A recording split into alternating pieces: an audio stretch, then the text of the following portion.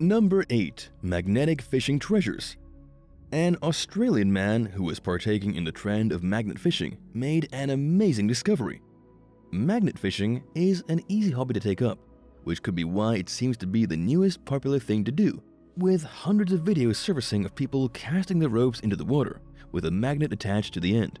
For the self-proclaimed Bondi treasure hunter, he got something more impressive than most. He ended up finding almost 50 safes buried in the riverbed of an Amsterdam canal. Lee Weber was out with his friends when his magnet attached itself to a massive safe. Weber finally freed it and broke it open.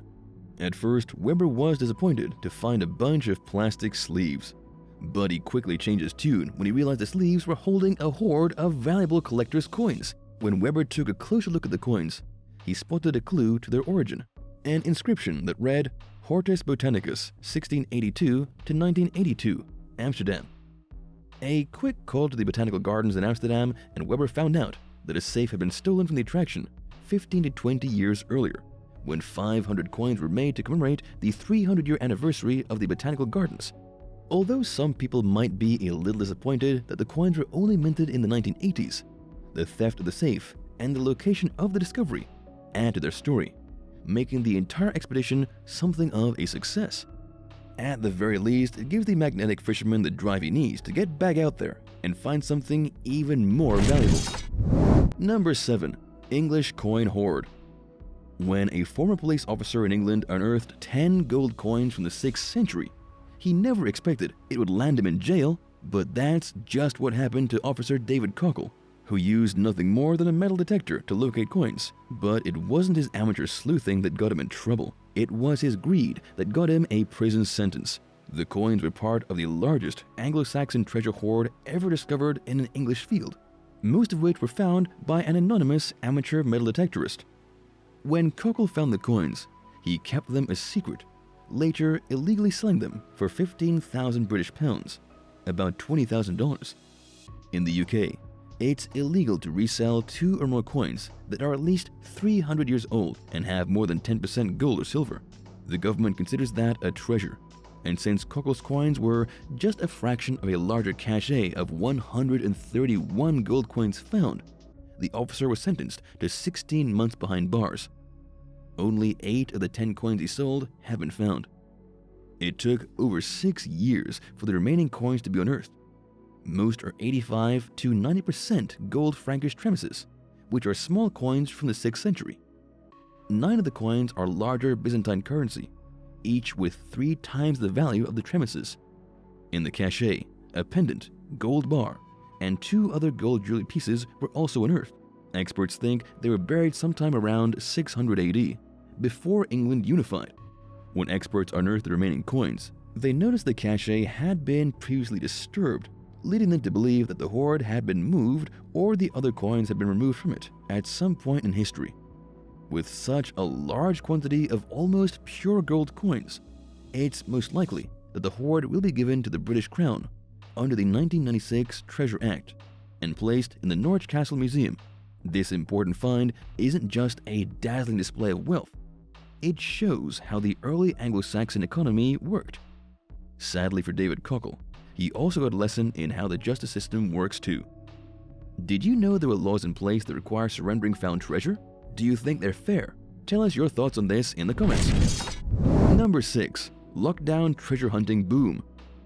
As more and more people have to deal with the endless lockdowns during the pandemic, they've kept themselves entertained with new hobbies and pastimes. For families in the UK, they've done more than take up baking bread and learning a new sport. Instead, they've started treasure hunting in droves, and as it turns out, some residents are pretty good at it. Since the start of the pandemic, these amateur archaeologists have kept the tradition of treasure hunting alive, and in return, they've been handsomely rewarded with thousands of antiquities. A whopping 47,000 discoveries have been made, including hordes of coins and a medieval seal matrix used by a bishop to leave his mark in wax seals on letters. As experts took a closer look at the seal, they found that it showed the bishop standing in his vestments with the inscription, David, God's messenger, Bishop of St. Andrews. They also realized that because the seal was made with lead alloy, it was probably a contemporary forgery, used to authenticate copied documents.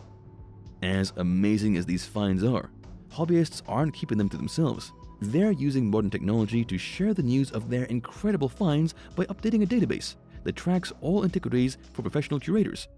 A lot of interesting artifacts have been unearthed over the past 2 years by budding sleuths.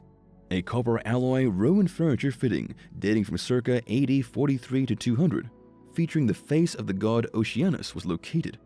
It has stunning, intricate seaweed fronds that frame the god's face, as well as tiny dolphins and serpentine creatures on Oceanus' temples.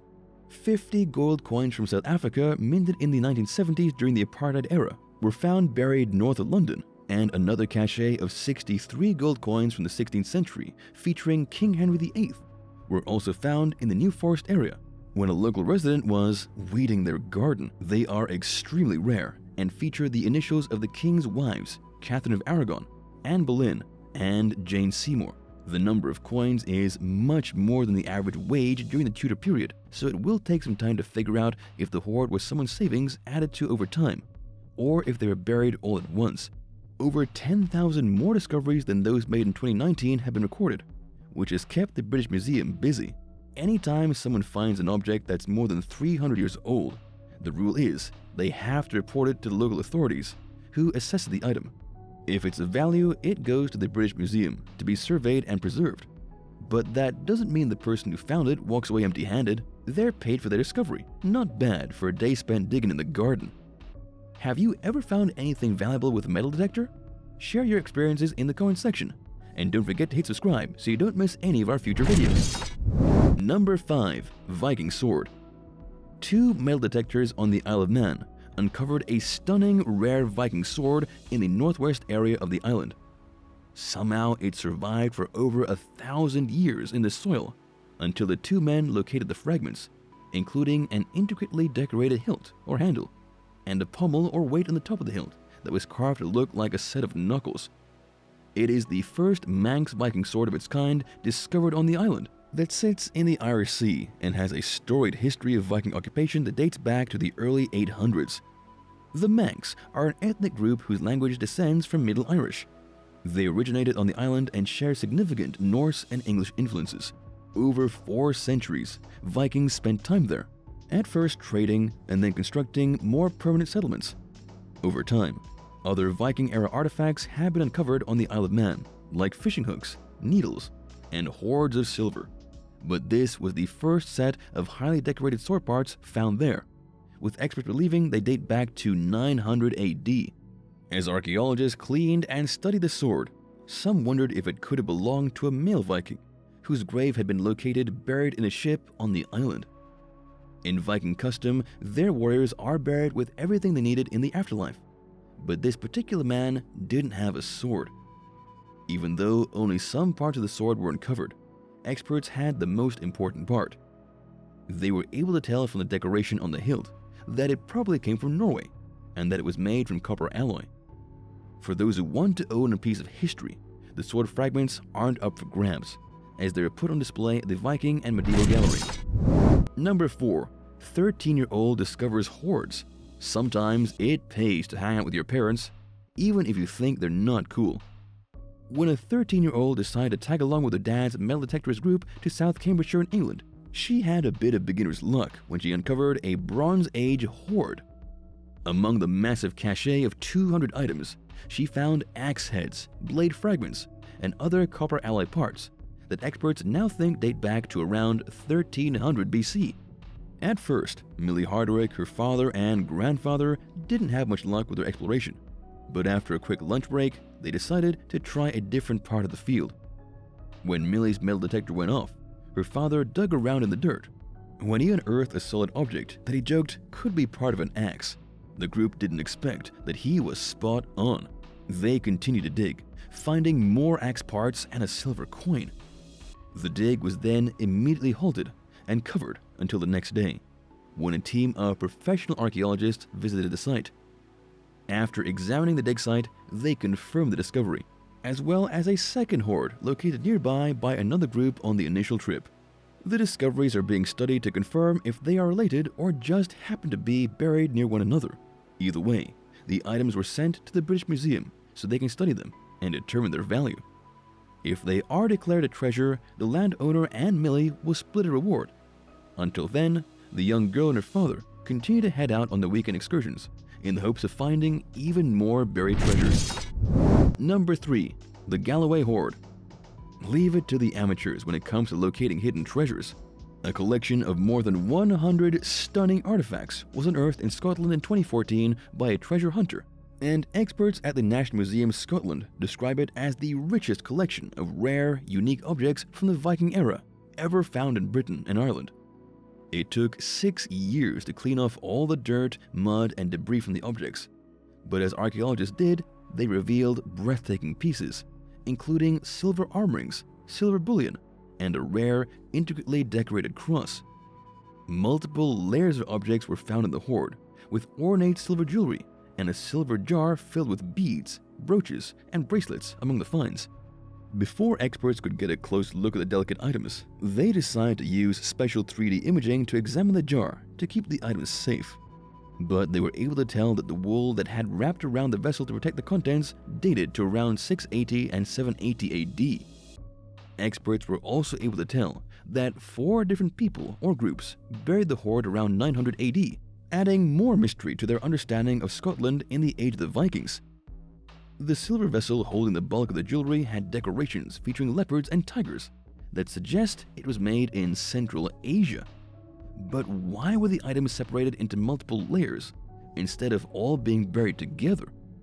Researchers think it was part of a decoy strategy, with the richer treasures being buried under those that weren't as valuable.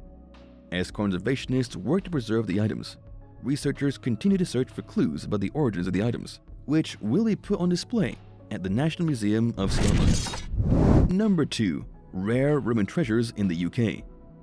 One of the best things to come out of the metal detectorist craze is how amateur treasure hunters are helping professional archaeologists locate hidden objects. When a hoard of items was found in 2002 in the UK, it brought experts to the area in search of other undiscovered caches. Even though it seems like finds like this happen every day, it's extremely rare. So imagine the surprise when another hoard of rare Roman items was found near the first. Artifacts that range from the Roman, Bronze, and Iron Ages were discovered at what experts think was the site of a Roman settlement that was once home to up to 300 people. Among the priceless items included a silver Roman figurine, coins, and other treasures. Pottery, oyster shells, and animal bones that were buried to mark funerals or feasts were also unearthed. At another nearby dig site, 3 jugs and a bronze dish were located, along with mosaic glass dishes made in Alexandria, Egypt, around AD 200, and the handle from a bronze jug. To the average person, bones and pottery might not seem significant, but they tell us as much of a story as gold and silver artifacts do. They show the way of life in ancient times, and also help to paint a picture of how cultures lived and who they traded with. Number 1. Danish Gold Hoard. Only a few hours after taking his new metal detector for a spin, a Danish man discovered a stash of 1500-year-old gold coins from the Iron Age, when bronze implements and weapons were replaced with iron as technology and culture advanced. When Ole Ginnerup Skeits went exploring, he didn't expect to find one of the largest and most important discoveries in Danish history. As he set out with his detector in the village of Jelling in southwestern Denmark, the device activated, and when Skeits moved aside the soil, he found something he first thought was a can of food. But what he found was so much more valuable than the amateur detectorist could imagine. 2 pounds of gold pieces from the 6th century. The gold medallions are known as bracteates, flat, lightweight coins with motifs stamped into one side. But these coins were very different to our typical coins, and experts are still stumped at the strange magical symbols and runes protection imprinted on the medallions. One of the medallions shows the Norse god Odin, who was a magician and the god of poets. Another group of coins in the cache show Constantine the Great, who ruled the Roman Empire from 306 to 337 CE, evidence that Jelling was a powerful center of trade linked across Europe. Not only does this make the find priceless, but it also makes them unique, giving researchers a peek into the lives of other cultures who lived in the region before the Vikings settled there. The stunning craftsmanship and the size of the cache point to a nobleman or member of society with high status, and his identity might be closer to being revealed than first thought. Experts also discovered the ruins of a village longhouse at the site, which means they might be able to piece together the owner of the coins sooner rather than later. The cache is believed to have been buried around the time a volcanic eruption covered the sky in ash over Scandinavia. Whether the owner buried the cache there to protect it from invaders, or as an offering to the gods to protect them from a widespread famine that hit the area hard, it will take more research to figure that out. Thanks for watching. Which one of these amazing discoveries fascinated you the most? Let us know in the comments below. And don't forget to subscribe for more videos like these. See you next time. Bye!